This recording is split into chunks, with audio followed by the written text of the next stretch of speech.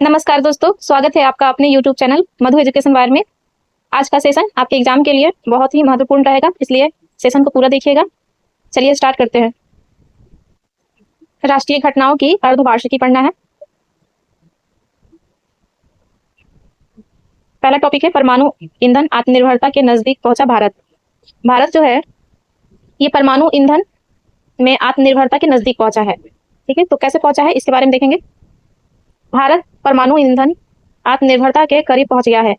6 अप्रैल 2026 को तमिलनाडु के कलपक्कम में स्थित प्रोटोटाइप फास्ट ब्रीडर रिएक्टर ने निरंतर परमाणु प्रतिक्रिया का चरण हासिल कर लिया है, जो भारत के 3 चरणों वाले परमाणु ऊर्जा कार्यक्रम के दूसरे चरण में एक बड़ी और ऐतिहासिक छलांग है। ठीक है, कहाँ पे? तमिलनाडु के कलपक्कम में स्थित प्रोटोटाइप फास्ट ब्रीडर रिएक्टर है, उसने निरंतर परमाणु प्रतिक्रियाओं का चरण हासिल कर लिया है। यह भारत को 2047 तक 100 गीगावाट परमाणु क्षमता के लक्ष्य प्राप्त करने में मदद कर सकता है। क्या है फास्ट ब्रीडर रिएक्टर? एक फास्ट ब्रीडर रिएक्टर बिजली पैदा करते समय जितना ईंधन खपत करता है उससे कहीं अधिक ईंधन पैदा करता है। मतलब जितना बिजली पैदा करते समय जितना ईंधन खपत करता है, मतलब जितना बिजली का खपत होता है उससे ज्यादा वो ईंधन पैदा करता है। भारत का fast breeder reactor Indira Gandhi परमाणु अनुसंधान केंद्र द्वारा डिजाइन और विकसित किया गया था। इस रिएक्टर की क्षमता 500 मेगावाट है और यह बिजली उत्पन्न करने के लिए विभिन्न चरणों में यूरेनियम, प्लूटोनियम और थोरियम का उपयोग करता है।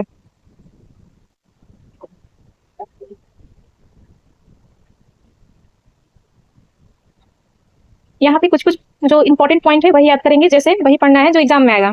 ट्रांसम्यूटेशन के लिए थोरियम यूरेनियम 233 में बदल जाएगा, जो भारत के परमाणु ऊर्जा कार्यक्रम के तीसरे चरण के लिए ईंधन का काम करेगा।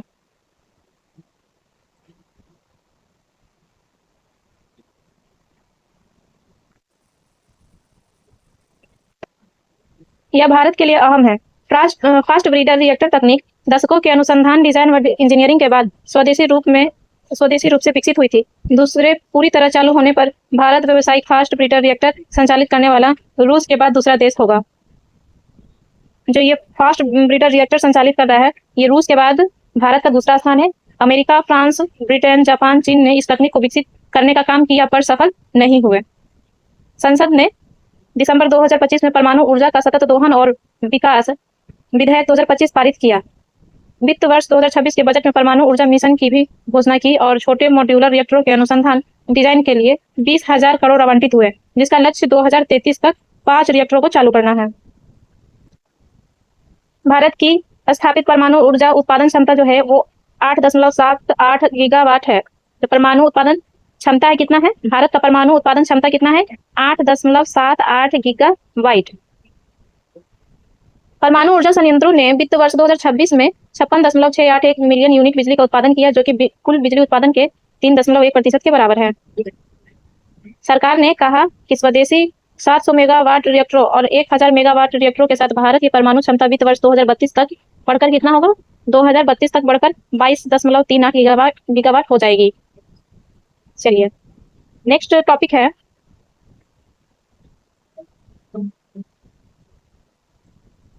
नेक्स्ट है कि भारत का पहला स्वायत्त समुद्री जहाज निर्माण केंद्र। भारत का पहला स्वायत्त समुद्री जहाज निर्माण केंद्र 12 मार्च 2026 को आंध्र प्रदेश के नेल्लोर जिले में स्थित जुब्बलांदिने बंदरगाह पर दुनिया के पहले स्वायत्त समुद्री जहाज निर्माण और प्रणाली केंद्र की नींव रखी गई। इस सुविधा का विकास मुंबई स्थित सागर डिफेंस इंजीनियरिंग द्वारा लगभग 29.58 एकड़ भूमि पर किया गया है। यहाँ पर जहाजों के प्रदर्शन के अनुकरण और डिजाइन को अनुकूलित करने के लिए वर्चुअल प्रतिक्रियाओं का उपयोग किया जाएगा।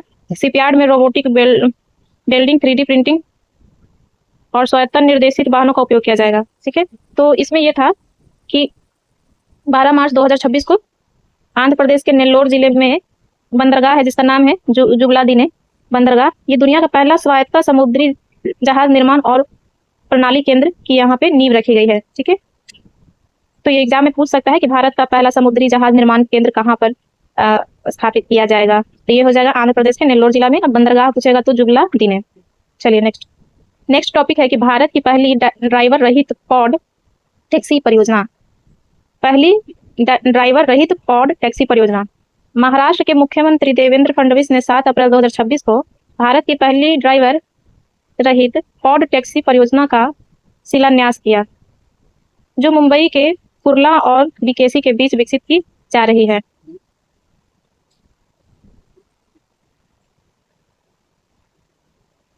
ठीक है, और यहाँ ये ध्यान देना कि पहले चरण में यह सेवा 3.36 किलोमीटर लंबे रूट पर कुर्ला से बांद्रा ईस्ट के बीच चलेगी, जिसमें कुल 8 स्टेशन होंगे।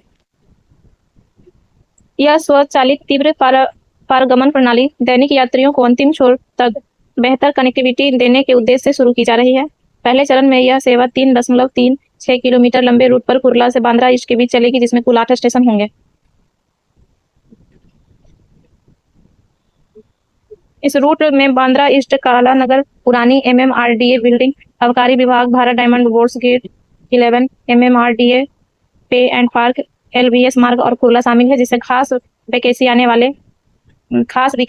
कर्मचारियों को लाभ मिलेगा। और भारत में 2031 तक नेटवर्क को बढ़ा करके 8.85 किलोमीटर और 22 स्टेशनों तक विस्तारित करने की योजना है, जिसमें कि सर्कुलर लूप भी जोड़ा जाएगा। हर 200 मीटर पर एक स्टेशन बनाए जाएंगे और प्रत्येक पॉड में 6 यात्री बैठ सकेंगे। यह टैक्सी अधिकतम 40 किलोमीटर प्रति घंटे की रफ्तार से हर 15 सेकंड में चलेगी। करीब 1016 करोड़ रुपए की लागत वाले इस प्रोजेक्ट से 2031 तक 1.09 लाख यात्रियों की सुविधा मिलने की उम्मीद है और इसका संचालन 2027 तक शुरू होने का संभावना है। यहाँ क्वेश्चन किया जा सकता है कि पॉड टैक्सी परियोजना कब तक शुरू होगा, तो 2027 तक शुरू होने का संभावना है। ठीक है, और कहाँ से कहाँ चलेगा, तो मुंबई से कुर्ला और बीकेसी के बीच में चलेगा। किसने शुरू किया है, तो महाराष्ट्र के मुख्यमंत्री देवेंद्र फडणवीस ने शुरू किया है।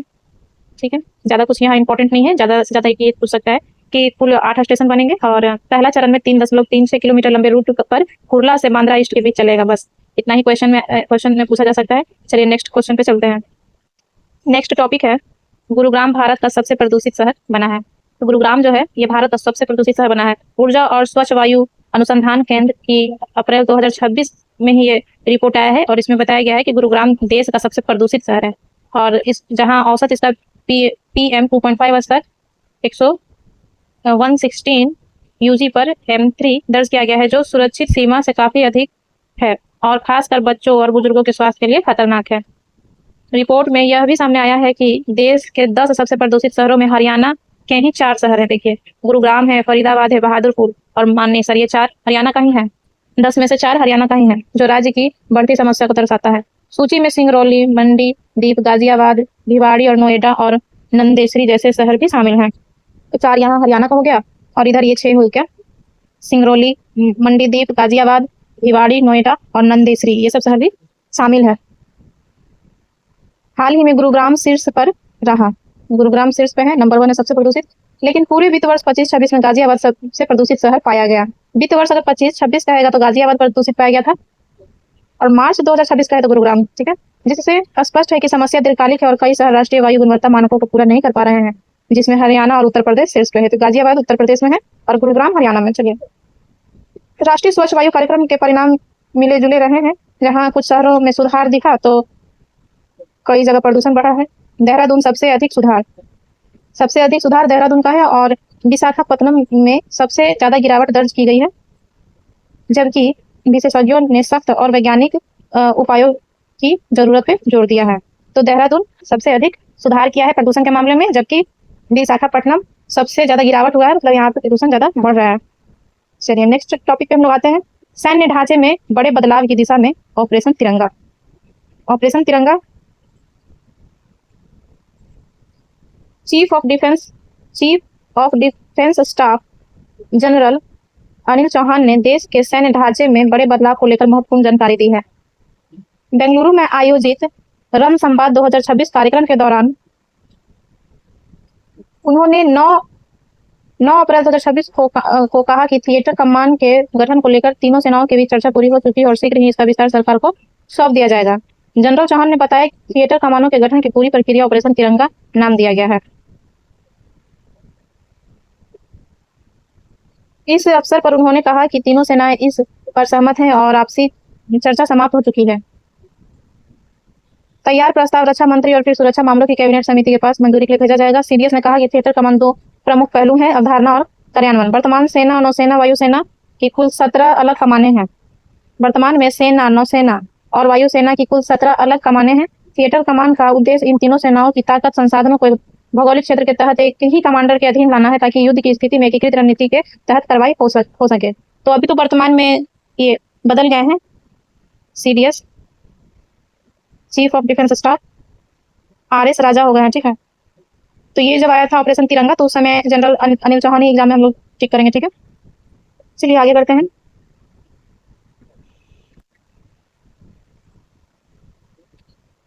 उल्लेखनीय है कि वर्ष 2019 में CDS पद के गठन के ही थिएटर कमान की प्रक्रिया शुरू हुई थी। तो CDS का जो पद आया था 2019 में आया था, और उसी समय से थिएटर कमान का प्रक्रिया शुरू हो गया। नेक्स्ट टॉपिक है केंद्रीय सशस्त्र पुलिस बल सामान्य प्रशासन कानून लागू। केंद्रीय सशस्त्र पुलिस बल प्रशासन कानून लागू। राष्ट्रपति द्रौपदी मुर्मू की मंजूरी मिलने के बाद केंद्र सरकार केंद्रीय सशस्त्र पुलिस बल प्रशासन मतलब CAPF, central armed police forces लागू कर दिया, और यह कानून 9 अप्रैल 2026 को राजपत्र में प्रकाशित किया गया, ठीक है।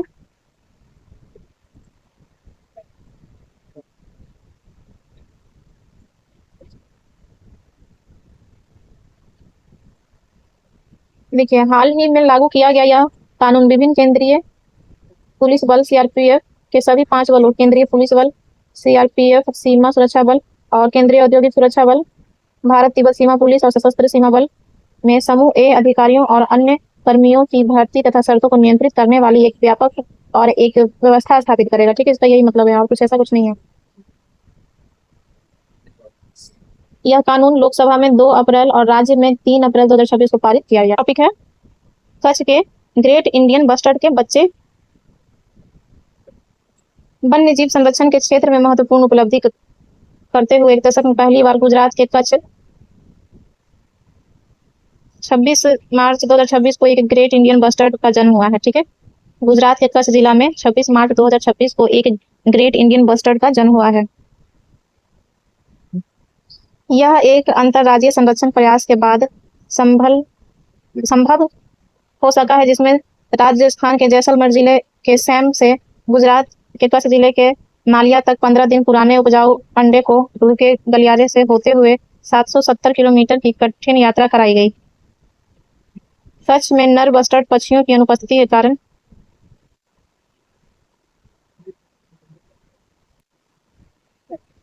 ऐसी का पात्रता तुरंत समाप्त हो जाएगा। नेक्स्ट है इसी में कि न्यायमूर्ति PK मिश्रा और न्यायमूर्ति मनमोहन की पीठ ने कहा कि यह प्रावधान बाध्यकारी और इसमें जन्म के आधार पर किसी भी प्रकार की व्याख्या की गुंजाइश नहीं है। अदालत ने आंध्र प्रदेश उच्च न्यायालय के निर्णय को बरकरार रखते हुए यह भी स्पष्ट किया कि धर्म परिवर्तन के बाद व्यक्ति SC/ST अत्याचार निवारण अधिनियम के तहत मिलने वाले कानूनी सुरक्षा का दावा भी नहीं कर सकता है। अत्याचार निवारण अधिनियम आया था 1989 में। संविधान अनुसूचित जाति आदेश 1950 के अनुच्छेद 3 के अनुसार शुरुआत में केवल हिंदुओं को यह दर्जा था। पहले हिंदू को दर्जा था, बाद में सिख को 1956 में, उसके बाद बौद्ध को 1990 में समुदायों तक बढ़ाया गया, जबकि ईसाई और मुस्लिम समुदाय से बाहर हैं। यह निर्णय इस आधार पर हुआ है कि SC श्रेणी मूल रूप से हिंदू सामाजिक व्यवस्था में मौजूद जातिगत भेदभाव और अस्पृश्यता को दूर करने के लिए बनाई गई थी। नेक्स्ट टॉपिक है कोची स्थित भवसागर। कोची स्थित भवसागर रेफरल केंद्र को राष्ट्रीय भंडार की मान्यता।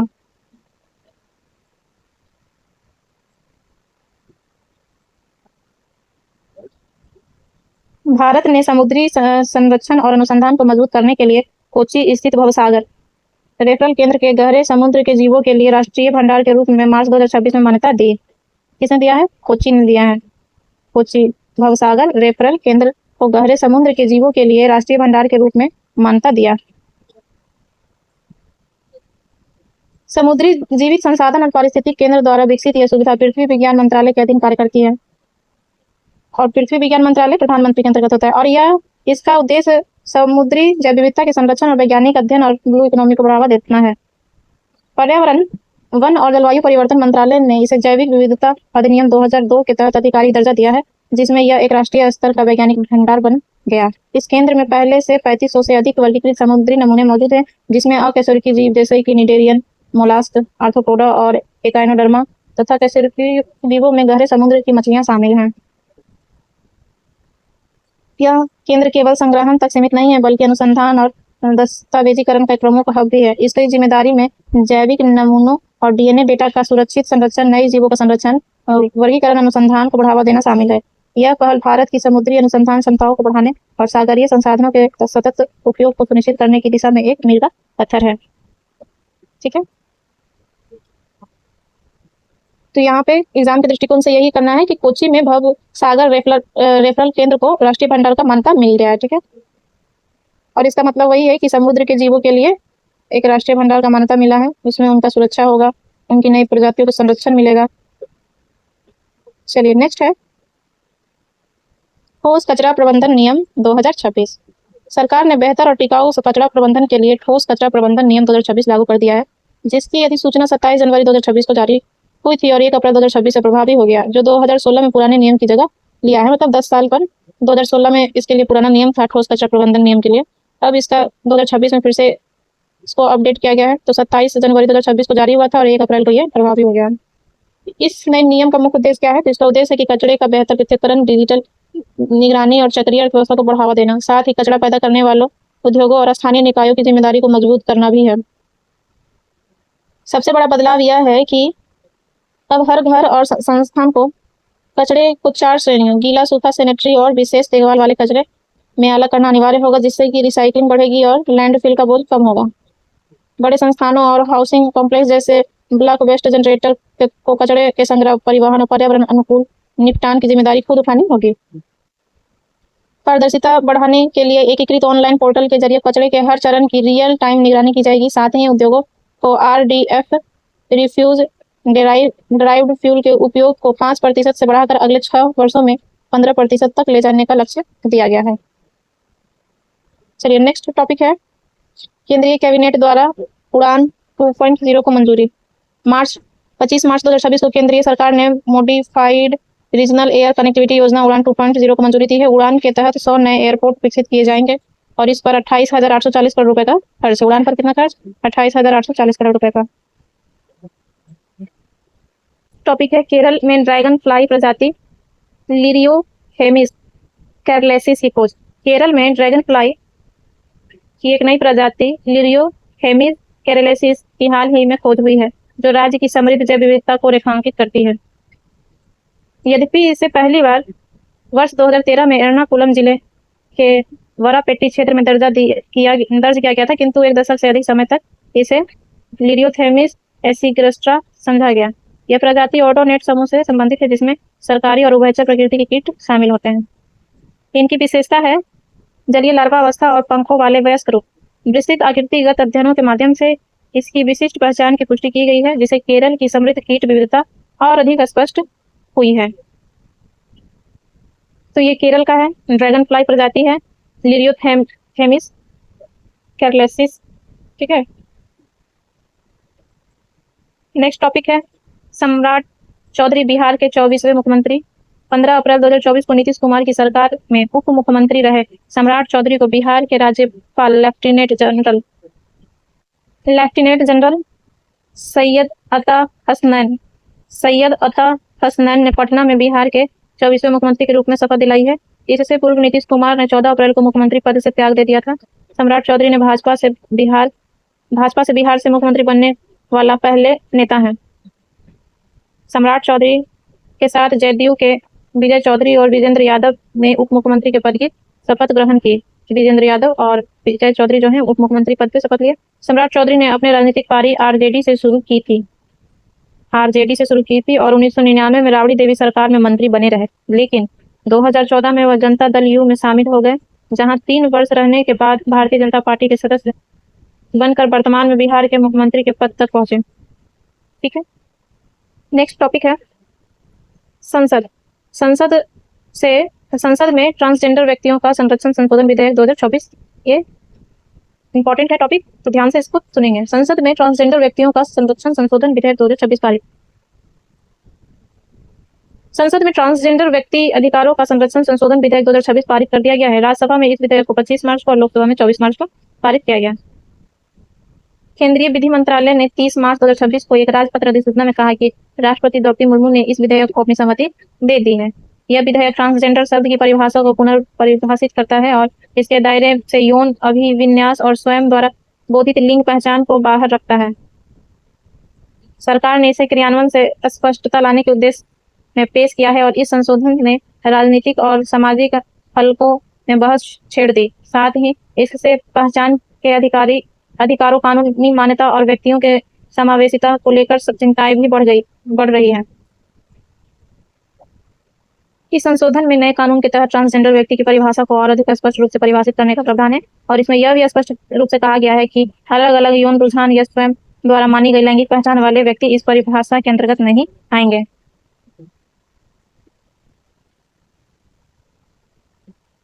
इसके बजाय विधेयक उन समूहों पर ध्यान केंद्रित करता है जिन्हें पारंपरिक रूप से और सामाजिक रूप से मान्यता प्राप्त है, जैसे कि हिजड़ा, किन्नर, अरावनी, जोगता और अंतरलिंगी भिन्नता वाले व्यक्ति। सरकार द्वारा एक संशोधित परिभाषा भी पेश की गई जो आत्म पहचान के बजाय जैविक और सामाजिक सांस्कृतिक पहचान पर आधारित है। इसमें शामिल है अंतरलिंगी स्थितियों या जन्मजात विकृतियों वाले व्यक्ति, वे व्यक्ति जो पारंपरिक ट्रांसजेंडर समुदायों से संबंधित हैं। नए प्रावधान के तहत प्राधिकरण को एक मेडिकल बोर्ड के रूप में परिभाषित किया गया है जिसका नेतृत्व वरिष्ठ चिकित्सा अधिकारी करते हैं और जो आवश्यकता पड़ने पर ट्रांसजेंडर पहचान को सत्यापित और प्रमाणित कर सकता है। चलिए नेक्स्ट टॉपिक है ब्रह्मपुत्र नदी के नीचे सड़क सह रेल सुरंग परियोजना को मंजूरी। आर्थिक मामलों पर कैबिनेट मंत्री ने असम में ब्रह्मपुत्र नदी के नीचे भारत की पहली जलमग्न सड़क सह रेल सुरंग परियोजना को मंजूरी प्रदान की है। 18,662 करोड़ की लागत से विकसित की जाने वाली यह कितना लंबा है 33.7 किलोमीटर लंबी 4 लेन वाली एक्सेस कंट्रोल ग्रीनफील्ड परियोजना इंजीनियरिंग प्रोक्यूरमेंट कंस्ट्रक्शन मोड में निर्मित की जाएगी। इस परियोजना में नदी के नीचे 15.79 किलोमीटर लंबी दोहरी सुरंग शामिल होगी। नया मार्ग राष्ट्रीय राजमार्ग 15 पर स्थित गोहपुर को राष्ट्रीय राजमार्ग 715 पर स्थित नुमालीगढ़ से जोड़ेगा। राष्ट्रीय राजमार्ग 15 पर स्थित जो है गोहपुर, उसको राष्ट्रीय राजमार्ग 715 पर स्थित नुमालीगढ़ से जोड़ेगा, जिससे दोनों शहरों के बीच की दूरी 240 किलोमीटर से घट करके 34 किलोमीटर रह जाएगी। परिणाम स्वरूप यात्रा समय 6 घंटे से घट करके 20 मिनट रह जाएगा। इस परियोजना में असम, अरुणाचल प्रदेश, नागालैंड सहित अन्य उत्तर पूर्वी राज्यों को लाभ मिलने की उम्मीद है तथा यह क्षेत्रीय संपर्क और आर्थिक विकास को प्रोत्साहित करेगी। चलिए नेक्स्ट टॉपिक है राष्ट्रीय जैव विविधता प्राधिकरण ने आक्रामक विदेशी प्रजातियों पर विशेषज्ञ समिति का गठन किया। राष्ट्रीय हरित अधिकरण जो है एनजीटी के निर्देशों के पालन में राष्ट्रीय जैव विविधता प्राधिकरण एनबीए ने भारत में देशी पारिस्थितिकी तंत्र कृषि जैव विविधता पर आक्रामक परग्रही से होने वाले जोखिमों से निपटने के लिए विशेषज्ञ समिति का गठन किया है। ये टॉपिक इतना कुछ ये नहीं है एग्जाम में आने के लायक, ऐसा इसे बस इसका देख सकते हैं कि जैविक विविधता अधिनियम जो है ये 2002 को संशोधित किया गया है 2023 में। हाँ, यहाँ ये पूछ सकता है कि जो विशेषज्ञ समिति बना उसके अध्यक्ष कौन है, तो श्री धनंजय मोहन जो कि IFS सेवानिवृत्त पूर्व वन बल प्रमुख उत्तराखंड के हैं। इसके अलावा बाकी का नाम नहीं पूछेगा। चलिए आगे बढ़ते हैं। कार्यकाल इसका समिति 2 वर्ष की अवधि के लिए कार्य करेगा।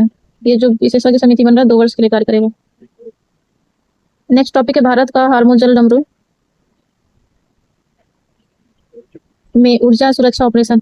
26 मार्च 2026 को भारतीय नौसेना ने हार्मुज के रास्ते आने वाले एनर्जी शिपमेंट LNG LPG कच्चा तेल को एस्कॉर्ट करने के लिए ऊर्जा सुरक्षा ऑपरेशन शुरू किया, जिसका उद्देश्य भारत की ऊर्जा आपूर्ति लाइनों की रक्षा करना है। इस मिशन के तहत 5 से ज्यादा युद्धपोत तैनात कर 22 से ज्यादा महत्वपूर्ण जहाजों को सुरक्षित एस्कॉर्ट और गाइडलाइन करके भारत लाया जा रहा है। ऑपरेशन के तहत ओमान और हार्मुज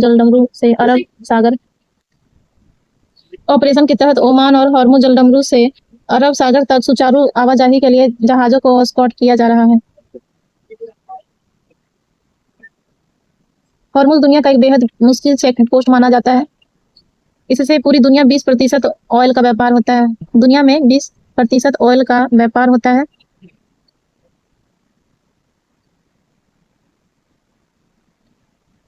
रिपोर्ट के अनुसार भारतीय नौसेना जहाजी टैंकरों को पूरे रूट के दौरान महत्वपूर्ण निर्देश देती है और यह तय करती है कि जहाजों के लिए पूरा रास्ता सुरक्षित हो। डीजी शिपिंग के सूत्रों के अनुसार जब हार्मुज से भारत की ओर जाने वाली जहाजी टैंक निकलते हैं, तब ओमान की खाड़ी में खड़े भारतीय नौसेना के युद्धपोत उस टैंकर को सुरक्षित इलाके में लेकर आते हैं। भारत ने ओमान की खाड़ी के आसपास कई युद्धपोत तैनात कर रखे हैं। चलिए नेक्स्ट टॉपिक है राजा रवि वर्मा की पेंटिंग। यशोदा और कृष्ण भारत की सबसे महंगी पेंटिंग बनी है। भारत का सबसे महंगी पेंटिंग बना है यशोदा और कृष्ण का पेंटिंग, राजा रवि वर्मा की पेंटिंग। भारतीय कला के इतिहास में एक नया अध्याय जुड़ गया है, क्योंकि राजा रवि वर्मा द्वारा बनाई गई यशोदा और कृष्ण नामक पेंटिंग भारत में अब तक की सबसे महंगी पेंटिंग बन गई है। भारत पेंटिंग की इस उत्कृष्ट कृति ने मुंबई में हाल ही में हुई एक नीलामी में रिकॉर्ड तोड़ते हुए 167.20 करोड़ की कीमत हासिल की, जिसके साथ ही इस चित्र ने दुनिया भर में भारतीय कलाकृतियों के लिए एक नया कीर्तिमान स्थापित कर दिया है। यह बिक्री न केवल वर्मा के कार्यों को महत्ता को उजागर करती है, बल्कि भारत की समृद्ध कलात्मक विरासत से मिल रही वैश्विक पहचान को भी दर्शाती है। 1890 के दशक बनी मशहूर पेंटिंग यशोदा और कृष्णा ये 167.20 करोड़ लगभग USD 17.98 मिलियन में बिकी है, और यह अब तक की सबसे महंगी आधुनिक भारतीय कलाकृति बन गई है जिसकी नीलामी हुई है।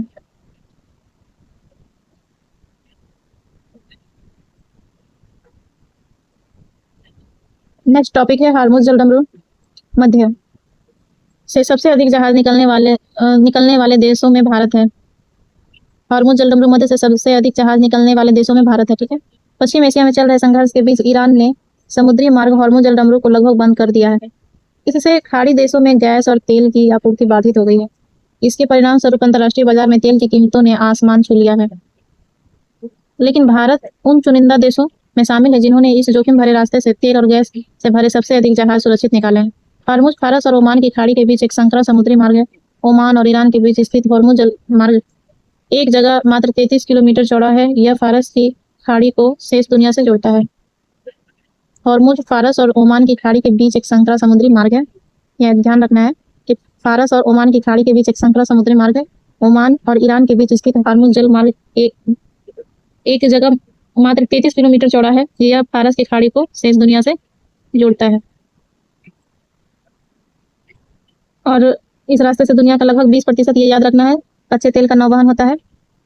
28 फरवरी 2026 को अमेरिका और इसराइल की ओर से हमला किए जाने के बाद ईरान ने इस मार्ग की नाकेबंदी कर दी। कुछ तेल टैंकरों को ईरान ने निशाना भी बनाया है, लेकिन ईरान से अपने ऐतिहासिक संबंधों और मजबूत कूटनीति के जरिए भारत हार्मुज के रास्ते अब तक तेल और गैस से भरे 11 जहाज सुरक्षित निकाल लाने में सफल रहा है। पश्चिम एशिया में संघर्ष के बीच भारत ने सबसे पहले घरेलू लिक्विफाइड पेट्रोलियम गैस से भरे 2 जहाजों को हार्मुज पार कराया था। शिवालिक और नंदा देवी नामक इन दोनों टैंकरों को ईरान की नौसेना ने भी अपनी सुरक्षा में हार्मुज को पार कराया था। हालांकि भारत ने भी अपने जहाजों की सुरक्षा के लिए क्षेत्र में पोत तैनात कर रखे हैं। शिवालिक और MT Nanda Devi 92,712 ton LPG लेकर आए थे। शिवालिक 16 मार्च को गुजरात के मुंद्रा बंदरगाह और नंदा देवी 17 मार्च को गुजरात के कांडला बंदरगाह पहुंचा था। चलिए, अब ये सब नहीं कि कब कितना टन LPG लेकर आएगा, ये सब एग्जाम में आएगा नहीं, तो ये सब नहीं करना है। एक चीज यहाँ पे ये देख सकते हैं कि ग्रीन सानवी भारत का 10वां जहाज है जो हार्मुज के रास्ते भारत पहुंचा है। बीच हुए अस्थायी सीज फायर के बाद भारतीय ध्वज वाला LPG टैंक जग विक्रम 20,400 मीट्रिक टन LPG लेकर गुजरात के कांडला बंदरगाह पर 15 अप्रैल को पहुंचा। पश्चिम एशिया संकट के दौरान यह भारत पहुंचा 11वां जहाज है। जग विक्रम। पेट्रोलियम और प्राकृतिक गैस मंत्रालय ने एक सोशल मीडिया पोस्ट में बताया कि लगभग 44,000 टन LPG लेकर सी वर्ड टू अप्रैल को मंगलोर बंदरगाह पहुंचा था। सी वर्ड 2 अप्रैल को मंगलोर बंदरगाह पहुंचा था। यह ईरान से LPG लेकर आया है और 7 साल में पहली बार भारत ने ईरान से गैस खरीदी है। 7 साल में पहली बार भारत ने ईरान से गैस खरीदा है। नेक्स्ट क्वेश्चन है कि भारत के UNO के आर्थिक और सामाजिक परिषद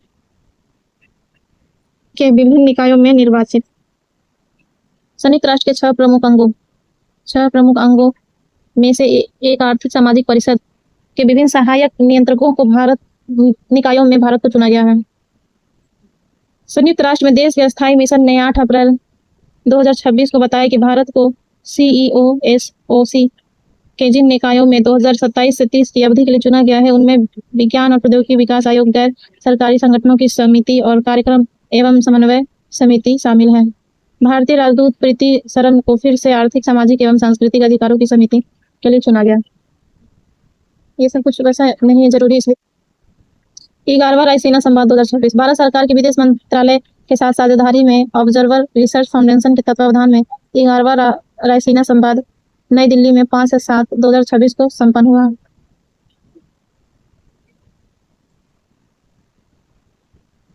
फिनलैंड के राष्ट्रपति हैं अलेक्जेंडर स्टव। इस वर्ष इस सम्मेलन में मुख्य अतिथि के साथ साथ उद्घाटन सत्र में प्रमुख वक्ता भी थे। इस वर्ष इस सम्मेलन का थीम था संस्कार, अभिकथन, सामंजस्य, उन्नति। संस्कार, एसर्शन, एकोमोडेशन, एडवांसमेंट। 5 मार्च को सम्मेलन का उद्घाटन प्रधानमंत्री मोदी ने किया। उद्घाटन समारोह मुख्य वक्ता के रूप में भाग लेते हुए फिनलैंड के राष्ट्रपति अलेक्जेंडर स्टव इस बात पर बल दिया कि पश्चिम प्रभुत्व वाला युग अब समाप्त हो रहा है तथा भविष्य की दिशा अब ग्लोबल साउथ तय करेगा, क्योंकि उसके पास ही अब जनसांख्यिकीय एवं आर्थिक शक्ति है।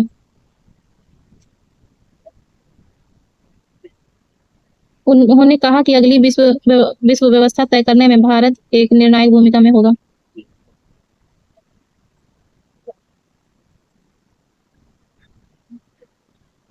जर्मनी के म्यूनिख सुरक्षा सम्मेलन तथा सिंगापुर के सांग्री ला संवाद के तर्ज वाला यह सम्मेलन वैश्विक नेतृत्व, नीति निर्माताओं, शिक्षाविदों और उद्योग विशेषज्ञों आदि को वैश्विक चुनौती पर चर्चा के लिए मंच प्रदान करता है। यह नाम रायसीना संवाद नई दिल्ली में रायसीना हिल्स, जहां भारत सरकार के मुख्यालय रहे हैं, के नाम पर रखा गया है। चलिए नेक्स्ट क्वेश्चन है, टॉपिक है फिनलैंड। फिनलैंड के राष्ट्रपति हैं अलेक्जेंडर स्टव। एक उच्च स्तरीय शिष्टमंडल के साथ 4 से 7 मार्च 2026 को भारत आधिकारिक यात्रा पे आए थे। अपनी भारतीय यात्रा के दौरान 5 मार्च 2026 को स्टव ने रायसीना संवाद के उद्घाटन समारोह में मुख्य वक्ता के रूप में हिस्सा लिया। दिसंबर 2025 के अंत तक देश में टेलीफोन उपभोक्ताओं की संख्या एवं टेलीडेंसिटी पर ट्राई की रिपोर्ट आया है।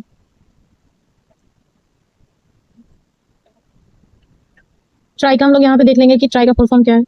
ट्राई का है telecom regulatory authority of India.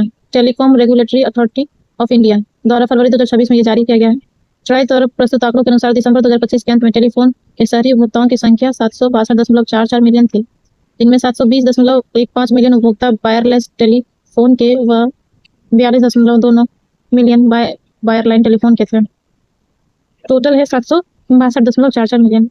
एक वर्ष पूर्व दिसंबर 2024 की तुलना में यह 14.9% अधिक है। दिसंबर 2025 के अंत में टेलीफोन और ग्रामीण उपभोक्ताओं की संख्या 543.70 मिलियन थी, जो कि दिसंबर 24 में 526.56 मिलियन थी। दिसंबर 2025 के अंत में ग्रामीण उपभोक्ताओं की संख्या 2024 की तुलना में 3.26% अधिक थी। चलिए ये सब छोड़ देंगे, कुछ जरूरी नहीं है सभी। नवीकरणीय ऊर्जा स्थापित क्षमता में भारत विश्व में 3रे स्थान पर है। नवीन एवं नवीकरणीय ऊर्जा एवं उपभोक्ता मामले, खाद्य एवं सार्वजनिक वितरण मंत्री श्री प्रहलाद जोशी ने 8 अप्रैल 2026 को बताया कि नवीकरणीय ऊर्जा सांख्यिकी 2026 के अनुसार नवीकरणीय ऊर्जा स्थापित क्षमता में भारत विश्व में 3रे स्थान पर और भारत इस रैंकिंग में ब्राजील से आगे निकल गया है। अंतर्राष्ट्रीय नवीकरणीय ऊर्जा एजेंसी ने दिसंबर 2025 तक के आंकड़े हाल ही में जारी किए हैं।